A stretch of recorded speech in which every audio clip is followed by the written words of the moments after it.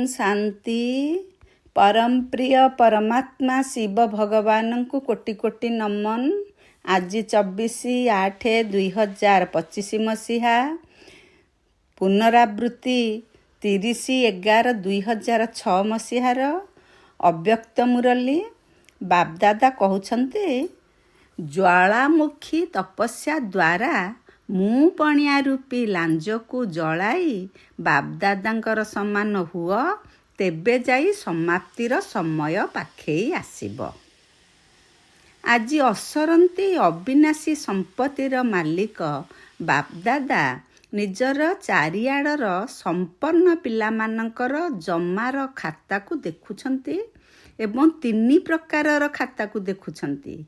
गोटिए हेला निजर पुरुषार्थ द्वारा श्रेष्ठ प्रारब्धर जमार खाता, द्वितीयटी हेला सर्वदा संतुष्ट रहिबा एवं संतुष्ट करिबा एही भली संतुष्टता द्वारा आशीर्वादर खाता, तृतीयटी हेला मन वचन कर्म संबंध संपर्क द्वारा तथा बेहदर निस्वार्थ सेवा द्वारा पुण्यर खाता। तुमे माने मध्य निजर एही 3टी जाक खाता को निश्चित चेक करुथिब जे एथिरे जमा केते अछि। तेबे एथिरे जमा अछि कि नहीं तार चिन्ह हेला सर्वदा समस्तंक प्रति एवं स्वयं प्रति संतुष्टता स्वरूप स्थिति, समस्तंक प्रति शुभ भावना शुभ कामना एवं सर्वदा निजको खुशी बासिया तथा सौभाग्यशाली स्थिति रे अनुभव करिबा। तेणु चेक कर 2टी जाक खाता जमा हेबार लक्षण गुड़िक निज भितर अनुभव हेउछि त। तेबे एही सबु संपत्ति गुड़िको जमा करिबार चाबी हेला निमित्त भाव, निर्माण भाव एवं निस्वार्थ भाव। एबे एहाकु चेक करि चल एवं चाबीर नंबर जଣା अछि त। चाबीर नंबर हेला 3टी बिंदु अर्थात 3 डॉट। 1 रे आत्मा बिंदु, 2 रे बाबा बिंदु, 3 रे ड्रामा बिंदु। तेबे तुम मानक पाखरे चाबी तो अछि ना, संपत्ति को खोली करी देखुच ना। तेबे एही सबु संपत्ति गुड़ी को वृद्धि करिबार विधि हेला दृढ़ता। जदि दृढ़ता थिब तेबे कौनसी भी कार्य रे एही संकल्प चालिब नाही जे किए जाने हेबो कि न हेबो। तेणु दृढ़तार स्थिति हेला होई करी ही रहिछि, निश्चित हेबो, होई जीव, जमा हेबो कि न हेबो एभली संकल्प नुहे। करुछि तो हेबा तो उचित एभली मध्य नुहे। दृढ़ता वाला आत्मा निश्चय बुद्धि होइथिबा कारणरू सर्वदा निश्चिंत एवं निश्चित स्थितिर अनुभव करिब। बापदादा पूर्वरु मध्य शुणाइछंती जदि सर्वसंपत्तिर खाता अधिकरू अधिक जमा करिबार अछि तेबे मनमना भवर मंत्र को जंत्र भली कार्य रे लगाओ अर्थात अभ्यास कर। एहा द्वारा सर्वदा बाबांकर संगर तथा साथी रे रहिबार स्वतः ही अनुभव हेब। तुम मानकु पास तो करिबा को ही हेब, करिबा को ही पड़िबो। तेबे पासर मध्य 3टी अर्थ अछि। गोटिए हेला पास रहना अर्थात पाखरे रहिबा, द्वितीयटी हेला जहा बीती गला अर्थात पास होई गला एवं तृतीयटी हेला सामनार सहित सम्मानर सहित पास करिबा। तृतीयटी हेला सम्मानर सहित पास करिबा।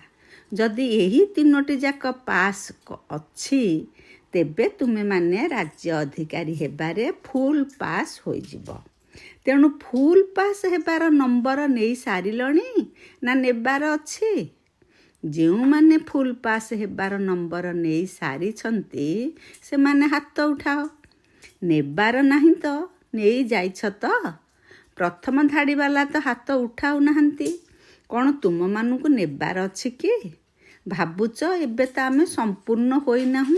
सेहिथि पाई କିନ୍ତୁ ନିଶ୍ଚୟ ବୁଦ୍ଧି ତ ବିଜୟୀ ସୁନିଶ୍ଚିତ ଅଟେ ନା ହେବାର ଅଛି। ଏବେ ସମୟର ଡାକରା, ଭକ୍ତ ଆତ୍ମାମାନଙ୍କର ଡାକରା ଏବଂ ନିଜର ମନର କଥା କ'ଣ ଶୁଣାଯାଉଛି? ଏବେ ଏବେ ସମ୍ପନ୍ନ ଏବଂ ସମାନ ହେବାକୁ ହିଁ ପଡ଼ିବ। ନା ଏଭଳି ଭାବୁଛ ହୋଇଯିବି, ଭାବିବି, କରିବି। ନା, ଏବେ ତ ସମୟ ଅନୁସାରେ ସବୁ ସମୟରେ ସଦା ପ୍ରସ୍ତୁତ ରହିବାର ପାଠକୁ ପକ୍କା ରଖିବାକୁ ହିଁ ପଡ଼ିବ। ଯଦି ମେରା ବାବା ବୋଲି କହୁଛ, ତେବେ ପ୍ୟାରା ବାବା ଏବଂ ମିଠା ବାବା ତ ନିଶ୍ଚିତ ମାନୁଛ। ତେଣୁ ଯିଏ ପ୍ୟାରା ଅର୍ଥାତ୍ ପ୍ରିୟ ହୋଇଥାଏ, ତା ସମାନ ହେବା ପାଇଁ କଷ୍ଟ ମଧ୍ୟ ଲାଗେ ନାହିଁ। ବାପଦାଦା ଦେଖୁଛନ୍ତି ଯେ ସମୟ ସମୟରେ ସମାନ ହେବାରେ ଯେଉଁ ସବୁ ବାଧାବିଘ୍ନ ଗୁଡ଼ିକ ଆସୁଛି, ତାହାର ମଧ୍ୟ ସମସ୍ତଙ୍କ ପାଖରେ ଗୋଟିଏ ପ୍ରସିଦ୍ଧ ଶବ୍ଦ ରହିଛି, ଯାହାକୁ ସମସ୍ତେ ଜାଣିଛନ୍ତି ଏବଂ ଅନୁଭବୀ ମଧ୍ୟ ଅଟନ୍ତି। ସେଇ ଶବ୍ଦଟି ହେଲା ମୁଁ ବା ମୁଁ ପଣିଆ। ସେଥିପାଇଁ ବାପଦାଦା ପୂର୍ବରୁ ମଧ୍ୟ କହିଛନ୍ତି, ଯେତେବେଳେ ବି ମୁଁ ଶବ୍ଦ କହୁଛ, କେବଳ ମୁଁ କୁହ ନାହିଁ, ମୁଁ ଆତ୍ମା କୁହ। ଦୁଇଟି ଶବ୍ଦ କୁହ। ତେଣୁ ମୁଁ ଶବ୍ଦ କେବେ କେବେ ଅଭିମାନ ସୃଷ୍ଟି କରିଦିଏ। ତାହା ହେଲା ଦେହ ଅଭିମାନ ବାଲା ମୁଁ ଆତ୍ମା ବାଲା ମୁଁ ନୁହେଁ। ଦେହ ଅଭିମାନ ବାଲା ହେଲେ ମୁଁ, ଆତ୍ମା ବାଲା ମୁଁ ନୁହେଁ। କେବେ ଅଭିମାନ ସୃଷ୍ଟି କରାଏ ତ କେବେ ଅପମାନର ଅନୁଭବ କରାଏ, କେବେ ନିରାଶ ମଧ୍ୟ କରାଇ ଦିଏ। ସେଥିପାଇଁ ଏହି ଦେହ ଅଭିମାନ ବାଲା ମୁଁ ପଣିଆକୁ କେବେ ବି ଆସିବାକୁ ଦିଅ ନାହିଁ। ବାପଦାଦା ଦେଖୁଛନ୍ତି ସ୍ନେହର ବିଷୟରେ ଅଧିକାଂଶ ପାସ୍ ହୋଇଯାଇଛନ୍ତି। ତେବେ ତୁମମାନଙ୍କୁ କିଏ ଏଠାକୁ ଆଣିଛି? ସମସ୍ତେ ଚାହେଁ ପ୍ଲେନରେ ଆସିଥାଅ, ଚାହେଁ ଟ୍ରେନରେ ଆସିଥାଅ, ଚାହେଁ ବସ୍ରେ ଆସିଥାଅ, କିନ୍ତୁ ବାସ୍ତବରେ ବାପଦାଦାଙ୍କର ସ୍ନେହ ରୂପୀ ବିମାନରେ ହିଁ ଏଠାରେ ପହଞ୍ଚି ଯାଇଛ। ତେଣୁ ସ୍ନେହର ବିଷୟରେ ଯେପରି ପାସ୍ ହୋଇଯାଇଛ, ସେହିପରି ଏବେ ଏହି ଚମତ୍କାରୀ ମଧ୍ୟ କର। ସମାନ ହେବାର ବିଷୟରେ ମଧ୍ୟ ସମ୍ମାନର ସହିତ ପାସ୍ ହୋଇ ଦେଖାଅ। କ'ଣ ପସନ୍ଦ ତ? ସମାନ ହେବା ପସନ୍ଦ ତ? ତେବେ ପସନ୍ଦ ତ ଅଟେ, କିନ୍ତୁ ହେବା ପାଇଁ ଟିକିଏ କଷ୍ଟ ଲାଗୁଛି। କିନ୍ତୁ ତୁମେ ଯଦି ବାବାଙ୍କ ସମାନ ହୋଇଯିବ, ତେବେ ସମାପ୍ତି ମଧ୍ୟ ସମ୍ମୁଖକୁ ଆସିଯିବ। ତେବେ କେବେ କେବେ ମନ ଭିତରେ ଯେଉଁ ପ୍ରତିଜ୍ଞା କରୁଛ ଯେ ମୋତେ ହେବାକୁ ହିଁ ପଡ଼ିବ, ସେଥିରେ ପ୍ରତିଜ୍ଞା ଦୁର୍ବଳ ହୋଇଯାଉଛି, ପରୀକ୍ଷା ମଜବୁତ ହୋଇଯାଉଛି। ଚାହୁଁଛନ୍ତି ତ ସମସ୍ତେ, କିନ୍ତୁ ଚାହିଁବା ସହିତ ବାସ୍ତବିକତା ଅଲଗା ହୋଇଯାଉଛି। କାହିଁକି ନା ପ୍ରତିଜ୍ଞା ତ କରୁଛ, କିନ୍ତୁ ସେଥିରେ ଦୃଢ଼ତାର ଅଭାବ ରହୁଛି।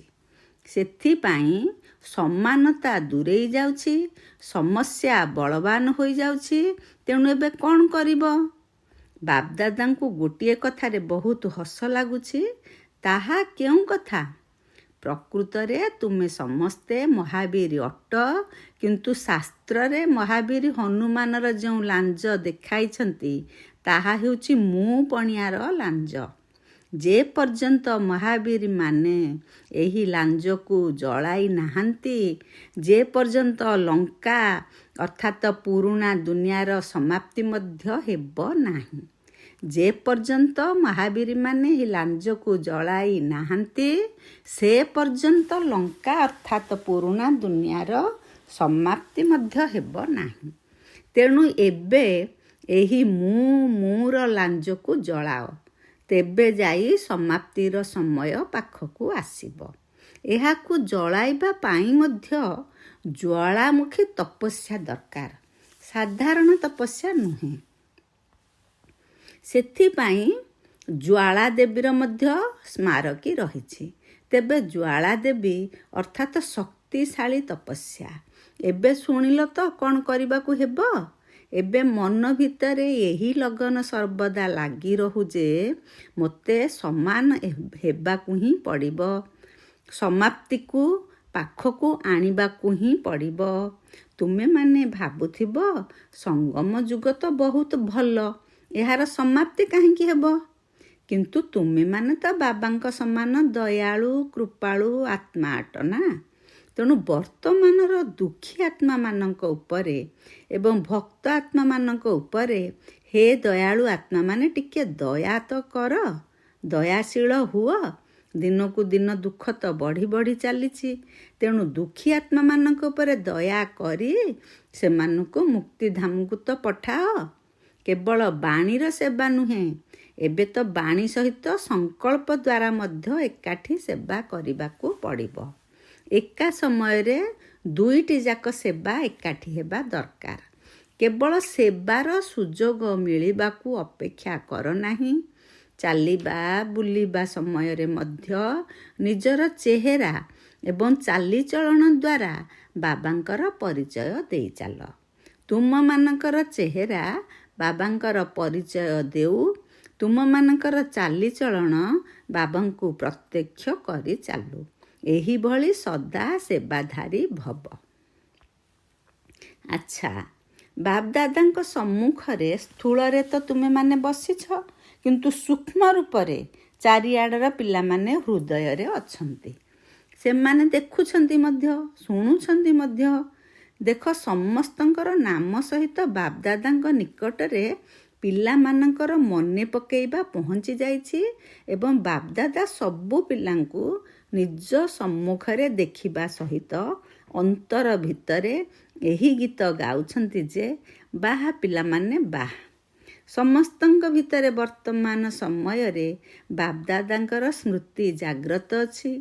ସମସ୍ତେ ସନ୍ଦେଶୀ ଆତ୍ମାକୁ ଅଲଗା ଅଲଗା କରି କହୁଛନ୍ତି ଯେ ଅମୁକ ଅମୁକ ଶୁଭେଚ୍ଛା ବାର୍ତ୍ତା ଦେଇଛନ୍ତି। ତେଣୁ ବାବା କହୁଛନ୍ତି, ଯେବେଠାରୁ ପିଲାମାନେ ସଂକଳ୍ପ କରୁଛନ୍ତି ସେବେଠାରୁ ହିଁ ବାବାଙ୍କ ପାଖରେ ପହଞ୍ଚି ଯାଉଛି। କିନ୍ତୁ ସାଧନ ଗୁଡ଼ିକ ଦ୍ୱାରା ତାହା ହେଲେ ଆସି ପହଞ୍ଚୁଛି। ତେଣୁ ସ୍ନେହପୂର୍ଣ୍ଣ ସଂକଳ୍ପ ସାଧନ ଠାରୁ ମଧ୍ୟ ଶୀଘ୍ର ପହଞ୍ଚି ଯାଉଛି। ଏହା ଠିକ୍ କଥା ନା? ଅନେକ ପିଲାଙ୍କ ଠାରୁ ଶୁଭେଚ୍ଛା ବାର୍ତ୍ତା ମିଳିଛି ନା? ଆଚ୍ଛା, ପ୍ରଥମେ ହାତ ଉଠାଅ ଯେଉଁମାନେ ପ୍ରଥମ ଥର ପାଇଁ ଆସିଛନ୍ତି। ବାବା ପ୍ରଶ୍ନ ପଚାରୁଛନ୍ତି। ଏମାନେ ଇନ୍ଦୋର ଜୋନ୍ ସେବାରେ ମଧ୍ୟ ପ୍ରଥମ ଥର ପାଇଁ ଆସିଛନ୍ତି। ଆଚ୍ଛା, ବାପଦାଦା କହୁଛନ୍ତି ଆସିଛ, ଭଲ କରିଛ, ତୁମମାନଙ୍କର ଆସିବାର ସିଜିନ୍ ଚାଲିଛି। ଆଚ୍ଛା, ଇନ୍ଦୋର ଜୋନ୍ ସମସ୍ତଙ୍କ ହାତରେ ମେରା ବାବା ଶବ୍ଦ ଦିଲ୍ ଆକୃତିରେ ରହିଛି। ହାତ ତ ବହୁତ ଭଲ ହଲାଉଛ, କିନ୍ତୁ ନିଜର ଦିଲ୍କୁ ମଧ୍ୟ ହଲଚଲ କର। କେବଳ ମେରା ଶବ୍ଦକୁ ସବୁବେଳେ ମନେ ରଖିଥିବ, ଭୁଲିବ ନାହିଁ। ବହୁତ ଭଲ ସୁଯୋଗ ପାଇଛ। ବାପଦାଦା ସବୁବେଳେ କହୁଛନ୍ତି ସାହସ କରୁଥିବା ପିଲାମାନଙ୍କୁ ବାପଦାଦା ପଦ୍ମଗୁଣା ସାହାଯ୍ୟ କରିଥାନ୍ତି। ତେଣୁ ସମସ୍ତେ ସାହସ ରଖିଛ ନା? ଭଲ କରିଛ ଇନ୍ଦୋର ଜୋନ୍ ବାଲା, ଭଲ କଥା। ଇନ୍ଦୋର ଜୋନ୍ ସାକାର ବାବାଙ୍କର ଶେଷ ସମୟର ସ୍ମୃତିର ସ୍ଥାନ ଅଟେ। ବହୁତ ଭଲ। ସମସ୍ତେ ବହୁତ ଖୁସି ହେଉଛ ନା? ସୁବର୍ଣ୍ଣ ଲଟେରୀ ମିଳିଛି। ଜୋନ୍କୁ ସେବା ମିଳିବା ଦ୍ୱାରା ସବୁ ସେବାଧାରୀମାନଙ୍କୁ ଅନୁମତି ମିଳିଯାଉଛି। ଏହା ଛଡ଼ା ସଂଖ୍ୟା ମଧ୍ୟ ଅଧିକ ମିଳିଯାଉଛି। ଏତିକି ଜଣକୁ ଆଣ, କିନ୍ତୁ ଏବେ ଦେଖ କେତେ ଜଣ ଆସିଛନ୍ତି। ଏହା ମଧ୍ୟ ସବୁ ଜୋନ୍ ବାଲାଙ୍କ ପାଇଁ ଭଲ ସୁଯୋଗ ମିଳୁଛି। ଯେତେ ଜଣକୁ ଆଣିବାକୁ ଚାହୁଁଛ ଆଣିପାରିବ। ତେବେ ତୁମମାନଙ୍କର ଏହି ଅଳ୍ପ ସମୟ ଭିତରେ ପୁଣ୍ୟର ଖାତା କେତେ ଜମା ହୋଇଗଲା। ତେଣୁ ଯଜ୍ଞ ସେବା ଆନ୍ତରିକତା ପୂର୍ବକ କରିବା ଅର୍ଥ ପୁଣ୍ୟର ଖାତାକୁ ତୀବ୍ର ଗତିରେ ବଢ଼ାଇବା। କାହିଁକି ନା ସଂକଳ୍ପ, ସମୟ ଏବଂ ଶରୀର ତିନୋଟିକୁ ସଫଳ କଲ। ସଂକଳ୍ପ ମଧ୍ୟ ଯଜ୍ଞ ସେବା ପାଇଁ କରିଲ, ସମୟ ମଧ୍ୟ ଯଜ୍ଞ ସେବାରେ ବ୍ୟତୀତ ହେଲା ଏବଂ ଶରୀରକୁ ମଧ୍ୟ ଯଜ୍ଞ ସେବାରେ ଅର୍ପଣ କରିଲ। ତେଣୁ ଏହା ସେବା ହେଲା ନା ମେୱା ଅର୍ଥାତ୍ ଫଳ ଖାଇବା ହେଲା? ତେବେ ପ୍ରତ୍ୟକ୍ଷ ଫଳ ରୂପରେ ଯଜ୍ଞ ସେବା କରିବା ସମୟରେ କାହା ଭିତରେ କୌଣସି ବ୍ୟର୍ଥ ସଂକଳ୍ପ ଆସିଛି କି? କାହା ଭିତରେ ଆସିଛି କି? ସମସ୍ତେ ଖୁସିରେ ମଧ୍ୟ ରହିଛ ଏବଂ ଖୁସି ବାଣ୍ଟିଛ। ତେଣୁ ଏଠାରେ ଯେଉଁଭଳି ସୁବର୍ଣ୍ଣ ଅନୁଭୂତି କରିଲ, ସେହି ଅନୁଭବକୁ ସେଠାରେ ମଧ୍ୟ ମନେ ପକାଇ ବୃଦ୍ଧି କରି ଚାଲିବ। କେବେ ବି ଯଦି ମାୟାର କୌଣସି ସଂକଳ୍ପ ଆସିଯାଏ, ତେବେ ମନରୂପୀ ବିମାନ ଦ୍ୱାରା ଶାନ୍ତିବନରେ ପହଞ୍ଚିଯିବ। ମନର ବିମାନ ତ ଅଛି ନା? ସମସ୍ତଙ୍କ ପାଖରେ ମନର ବିମାନ ଅଛି ନା? ବାପଦାଦା ପ୍ରତ୍ୟେକ ବ୍ରାହ୍ମଣ ପିଲାମାନଙ୍କୁ ଜନ୍ମ ହେବାର ଉପହାର ରୂପରେ ଶ୍ରେଷ୍ଠ ମନରୂପୀ ବିମାନ ଦେଇଛନ୍ତି। ଏହି ବିମାନରେ ଅଧିକ ମେହନତ କରିବାକୁ ପଡ଼ୁନାହିଁ। ଏହାକୁ ଷ୍ଟାର୍ଟ କରିବା ପାଇଁ ହେଲେ ସଂକଳ୍ପ କର ମେରା ବାବା, ବାସ୍। କ'ଣ ବିମାନ ଚଲାଇବା ଜଣାଅଛି ତ? ତେଣୁ ଯେତେବେଳେ କିଛି ବି ବିଘ୍ନ ଆସୁଛି, ତୁରନ୍ତ ମଧୁବନରେ ପହଞ୍ଚିଯାଅ। ଭକ୍ତି ମାର୍ଗରେ ଚାରିଧାମର ଯାତ୍ରା କରିବା ବାଲା ନିଜକୁ ବହୁତ ଭାଗ୍ୟବାନ ମନେ କରନ୍ତି ଏବଂ ମଧୁବନରେ ମଧ୍ୟ ଚାରିଧାମ ରହିଛି। ତେଣୁ ଚାରିଧାମ କରିଛ ତ? ପାଣ୍ଡବ ଭବନରେ ଦେଖ ଚାରିଧାମ ରହିଛି। ତେଣୁ ଯେଉଁମାନେ ବି ଆସୁଛ, ପାଣ୍ଡବ ଭବନ ତ ଯାଉଛ ନା? ଗୋଟିଏ ହେଲା ଶାନ୍ତିସ୍ତମ୍ଭ, ଯାହାକୁ ମହାଧାମ କୁହାଯାଉଛି। ଦ୍ୱିତୀୟଟି ହେଲା ବାପଦାଦାଙ୍କର କମରା, ଯାହାକୁ ସ୍ନେହର ଧାମ କୁହାଯାଉଛି। ତୃତୀୟଟି ହେଲା ବାବାଙ୍କ କୁଟିଆ, ଯାହାକି ସ୍ନେହ ମିଳନର ଧାମ ଅଟେ। ଏବଂ ଚତୁର୍ଥରେ ହେଲା ହିଷ୍ଟ୍ରି ହଲ୍। ତେବେ ତୁମେ ସମସ୍ତେ ଚାରିଧାମର ଯାତ୍ରା କରିଛ ତ? ତେଣୁ ମହାନ ଭାଗ୍ୟବାନ ତ ହୋଇଗଲ ନା? ଏବେ ଯେକୌଣସି ଧାମକୁ ମନେ ପକାଇ ପାରିବ। କେବେ ଯଦି ଉଦାସ ହୋଇଯିବ, ତେବେ ବାବାଙ୍କ କୁଟିଆକୁ କଥାବାର୍ତ୍ତା କରିବା ପାଇଁ ଆସିଯାଅ। ଯଦି ଶକ୍ତିଶାଳୀ ହେବାର ଆବଶ୍ୟକତା ପଡ଼ିବ, ତେବେ ଶାନ୍ତିସ୍ତମ୍ଭ ନିକଟରେ ପହଞ୍ଚିଯାଅ। ଯଦି ବ୍ୟର୍ଥ ସଂକଳ୍ପ ବହୁତ ଜୋରରେ ଚାଲୁଥିବ, ତେବେ ହିଷ୍ଟ୍ରି ହଲ୍ରେ ପହଞ୍ଚିଯାଅ ଏବଂ ବାବାଙ୍କ ସମାନ ହେବାର ଦୃଢ଼ ସଂକଳ୍ପ ଉତ୍ପନ୍ନ ହେଉଥିଲେ ବାପଦାଦାଙ୍କ କମରାକୁ ଆସିଯାଅ। ତେବେ ଏହା ତ ବହୁତ ଭଲ କଥା ଯେ ସମସ୍ତେ ସୁବର୍ଣ୍ଣ ସୁଯୋଗ ନେଇଛନ୍ତି, କିନ୍ତୁ ନିଜ ନିଜ ସ୍ଥାନକୁ ଯାଇ ମଧ୍ୟ ସର୍ବଦା ଏହିଭଳି ସୁବର୍ଣ୍ଣ ସୁଯୋଗ ନେଉଥାଅ। ଆଚ୍ଛା, ଭଲ ସାହସୀ ଅଟ। କ୍ୟାଡ୍ ଗ୍ରୁପ ଦିଲବାଲା ପିଲାମାନେ ବସିଛନ୍ତି। ସମସ୍ତେ ମିଶି ବହୁତ ଭଲ ସମ୍ମିଳନୀ କରିଛନ୍ତି। ବହୁତ ଭଲ କାମ କରିଛ। ପରସ୍ପର ମିଶି ମିଟିଂ ମଧ୍ୟ କରିଛ ଏବଂ ରାଷ୍ଟ୍ରପତି ମଧ୍ୟ ଚାହୁଁଛନ୍ତି ଯେ ଏହି କାର୍ଯ୍ୟ ହେବା ଦରକାର। ତେବେ ତାଙ୍କର ଯେହେତୁ ଇଚ୍ଛା ରହିଛି, ତେଣୁ ତାଙ୍କୁ ମଧ୍ୟ ସାଥିରେ ରଖି ଆଗକୁ ବଢ଼ିଚାଲ। ଏବଂ ଏହା ସହିତ ବ୍ରାହ୍ମଣମାନଙ୍କର ଯେଉଁ ମିଟିଂ ହେଉଛି, ସେଥିରେ ମଧ୍ୟ ନିଜର କାର୍ଯ୍ୟକ୍ରମ ଗୁଡ଼ିକର ସମାଚାର ଶୁଣାଇ ମତାମତ ନେଇନିଅ, ଯାହା ଫଳରେ ସବୁ ବ୍ରାହ୍ମଣମାନଙ୍କର ମତାମତ ଦ୍ୱାରା ସେବାରେ ଆହୁରି ମଧ୍ୟ ଶକ୍ତି ଭରିଯିବ। ବାକି କାର୍ଯ୍ୟ ବହୁତ ଭଲ କରୁଛ ଏବଂ ଏହିଭଳି କରିଚାଲ। ଏହାକୁ ଅଧିକ ପ୍ରସାର କରିଚାଲ ଏବଂ ଭାରତର ବିଶେଷତାକୁ ପ୍ରତ୍ୟକ୍ଷ କରିଚାଲ। ବହୁତ ଭଲ ମେହନତ କରୁଛ, ଭଲ କାର୍ଯ୍ୟକ୍ରମ ମଧ୍ୟ କରିଛ ଏବଂ ଦିଲବାଲା ପିଲାମାନେ ନିଜର ବଡ଼ ଦିଲ୍ ଅର୍ଥାତ୍ ବିଶାଳ ହୃଦୟ ଦେଖାଇଛନ୍ତି, ସେଥିପାଇଁ ଅଭିନନ୍ଦନ। ଆଚ୍ଛା, ଡବଲ ବିଦେଶୀ ଭାଇ ଭଉଣୀମାନଙ୍କୁ ଭଲ କଥା। ସବୁ ପାଳିରେ ଡବଲ ବିଦେଶୀମାନଙ୍କର ଆସିବା ଏହି ସଂଗଠନକୁ ଆହୁରି ଅଧିକ ଶୋଭନୀୟ କରିଦେଉଛି। ଡବଲ ବିଦେଶୀମାନଙ୍କୁ ଦେଖି ସମସ୍ତଙ୍କର ଉମଙ୍ଗ ଉତ୍ସାହ ମଧ୍ୟ ଆସୁଛି। ତେଣୁ ଡବଲ ବିଦେଶୀମାନେ ଡବଲ ଉମଙ୍ଗ ଉତ୍ସାହରେ ଆଗକୁ ଆଗକୁ ଉଡ଼ି ଚାଲୁନାହାନ୍ତି, ଉଡ଼ୁଛନ୍ତି। କ'ଣ ଠିକ୍ କଥା ନା? ତେଣୁ ଉଡ଼ିବା ବାଲା ଅଟ ନା ଚାଲିବା ବାଲା ଅଟ? ଯେଉଁମାନେ ସବୁବେଳେ ଉଡ଼ୁଛନ୍ତି, ଚାଲୁନାହାନ୍ତି, ସେମାନେ ହାତ ଉଠାଅ। ଆଚ୍ଛା, ଏମିତି ଦେଖିଲେ ବି ବିମାନରେ ଉଡ଼ି ଉଡ଼ି ଏଠାକୁ ଆସିବାକୁ ପଡ଼ୁଛି। ତେବେ ଉଡ଼ିବାର ତ ଅଭ୍ୟାସ ନିଶ୍ଚିତ ଅଛି। ତାହା ହେଲା ଶରୀର ଦ୍ୱାରା ଉଡ଼ିବା। ଏହା ହେଉଛି ମନ ଦ୍ୱାରା ଉଡ଼ିବା।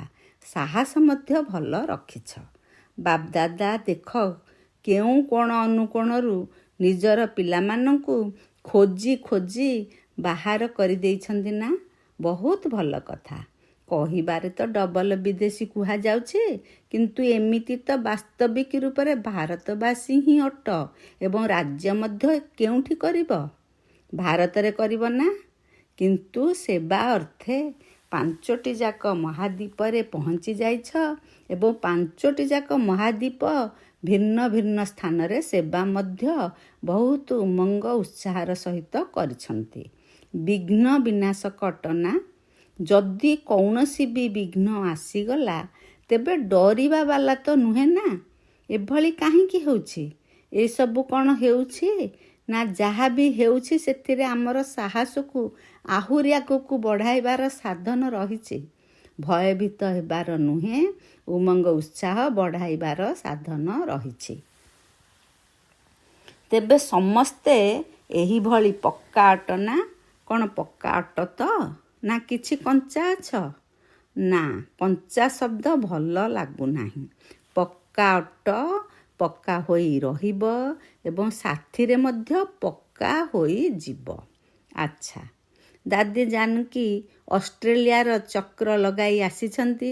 ସେମାନେ ବହୁତ ମନେ ପକାଉଛନ୍ତି।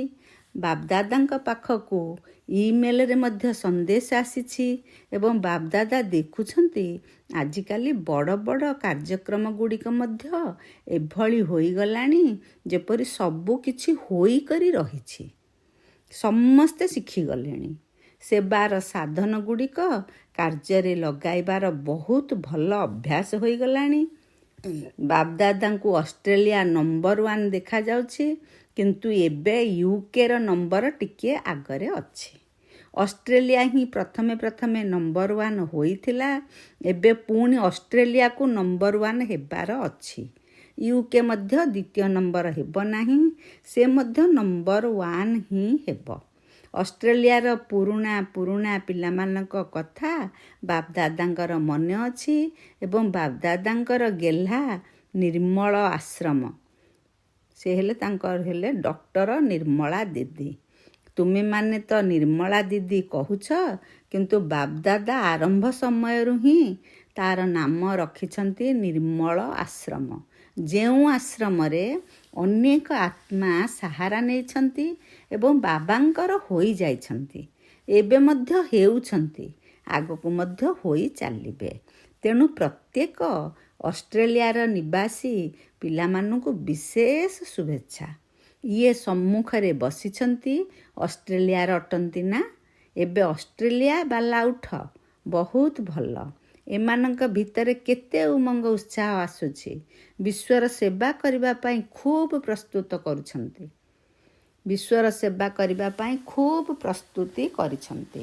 ବାପଦାଦାଙ୍କର ସାହାଯ୍ୟ ମଧ୍ୟ ରହିଛି, ତେଣୁ ସଫଳତା ମଧ୍ୟ ନିଶ୍ଚିତ ହେବ। ଆଚ୍ଛା, ଏବେ କ'ଣ ଦୃଢ଼ ସଂକଳ୍ପ କରୁଛ? ଏବେ ସମସ୍ତେ ଏହି ସଂକଳ୍ପରେ ବସ ଯେ ସଫଳତା ମୋର ଜନ୍ମସିଦ୍ଧ ଅଧିକାର, ବିଜୟ ଆମର ଗଳାର ମାଳା। ଏହିଭଳି ନିଶ୍ଚୟ ଏବଂ ଆତ୍ମିକ ନିଶାରେ ଅନୁଭବୀ ହୋଇ ବସ। ଚାରିଆଡ଼ର ଚିନ୍ତାମୁକ୍ତ ନିଶ୍ଚିନ୍ତ ସମ୍ରାଟମାନଙ୍କୁ, ସର୍ବଦା ବେଗମପୁର ଅର୍ଥାତ୍ ସୁଖ ଦୁନିଆର ରାଜା ସ୍ୱରୂପରେ ସ୍ଥିତ ରହୁଥିବା ପିଲାମାନଙ୍କୁ, ସର୍ବ ସମ୍ପତ୍ତିରେ ସମ୍ପନ୍ନ ବିଶ୍ୱର ସର୍ବଶ୍ରେଷ୍ଠ ଧନବାନ ପିଲାମାନଙ୍କୁ, ସର୍ବଦା ଉମଙ୍ଗ ଉତ୍ସାହର ଡେଣା ଦ୍ୱାରା ଉଡ଼ୁଥିବା ବାପଦାଦାଙ୍କ ସମାନ ପିଲାମାନଙ୍କୁ ବାପଦାଦାଙ୍କର ସ୍ନେହ ସମ୍ପନ୍ନ ଶୁଭେଚ୍ଛା, ଦିଲ୍ର ଆଶୀର୍ବାଦ, ବରଦାତାଙ୍କର ବରଦାନ ଏବଂ ନମସ୍ତେ। ଆମେ ସବୁ ଆତ୍ମିକ ସନ୍ତାନମାନେ ବାପଦାଦାଙ୍କୁ ନମସ୍ତେ ନମସ୍ତେ ନମସ୍ତେ। ବରଦାନ। ନିଜର ସର୍ବ ଦୋଷ ଦୁର୍ବଳତା ଗୁଡ଼ିକୁ ଦାନର ବିଧି ଦ୍ୱାରା ସମାପ୍ତ କରୁଥିବା ଦାତା ବିଧାତା ହୁଅ। ଭକ୍ତି ମାର୍ଗରେ ଏହିଭଳି ନିୟମ ରହିଛି, ଯାହାକି ଯଦି କୌଣସି ବସ୍ତୁର ଅଭାବ ପଡ଼ିଥିବ ତେବେ କୁହାଯିବ ତାକୁ ଦାନ କର। ଦାନ କରିବା ଦ୍ୱାରା ଦେବା ନେବାରେ ପରିବର୍ତ୍ତନ ହୋଇଯାଏ। ତେଣୁ ନିଜର କୌଣସି ବି ଦୁର୍ବଳତାକୁ ସମାପ୍ତ କରିବା ପାଇଁ ଦାତା ଏବଂ ବିଧାତା ହୁଅ। ଯଦି ତୁମେ ଅନ୍ୟମାନଙ୍କୁ ବାବାଙ୍କର ସମ୍ପତ୍ତି ଦେବାରେ ନିମିତ୍ତ ସାହାରା ହେବ, ତେବେ ଦୁର୍ବଳତା ଗୁଡ଼ିକ ଆପେ ଆପେ କିନାରା ହୋଇଯିବେ, ଅର୍ଥାତ୍ ଆଡ଼ ହୋଇ ଚାଲିଯିବେ।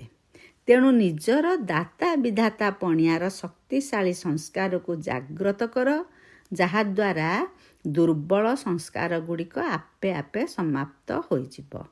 ସ୍ଲୋଗାନରେ ବାବା କହିଲେ, ନିଜର ଶ୍ରେଷ୍ଠ ଭାଗ୍ୟର ଗୁଣଗାନ କରିଚାଲ, ଦୁର୍ବଳତାର ନୁହେଁ। ଓମ୍ ଶାନ୍ତି। ଅବ୍ୟକ୍ତ ଇଶାରା। ଯଦି ସହଜ ଯୋଗୀ ହେବାକୁ ଚାହୁଁଛ, ତେବେ ପରମାତ୍ମା ସ୍ନେହର ଅନୁଭବୀ ହୁଅ। ଯାହାର ଯାହା ସହିତ ସ୍ନେହ ଥାଏ, ତାକୁ ଯାହା ଭଲ ଲାଗେ ସେ ତାହା ହିଁ କରିଥାଏ। ତେଣୁ ବାବାଙ୍କୁ ତୁମମାନଙ୍କର ଦୁଃଖୀ ହେବା ଆଦୌ ଭଲ ଲାଗେ ନାହିଁ। ସେଥିପାଇଁ କେବେ ବି ଏହି କଥା କୁହ ନାହିଁ ଯେ କ'ଣ କରିବି, କଥାଟା ସେହିଭଳି ହିଁ ଥିଲା, ସେଥିପାଇଁ ମୋର ସ୍ଥିତି ବିଗିଡ଼ିଗଲା। ଯଦି କୌଣସି କଥା ସ୍ଥିତିକୁ ବିଗାଡ଼ିବା ଭଳି ମଧ୍ୟ ଆସୁଛି, ତେବେ ବି ତୁମେ ନିଜର ସ୍ଥିତିକୁ ବିଗାଡ଼ ନାହିଁ। ଦିଲ୍ର ସହିତ ବାବା କୁହ ଏବଂ ସେଇ ସ୍ନେହରେ ବୁଡ଼ିଯାଅ। ଓମ୍ ଶାନ୍ତି, ଓମ୍ ଶାନ୍ତି, ଓମ୍ ଶାନ୍ତି।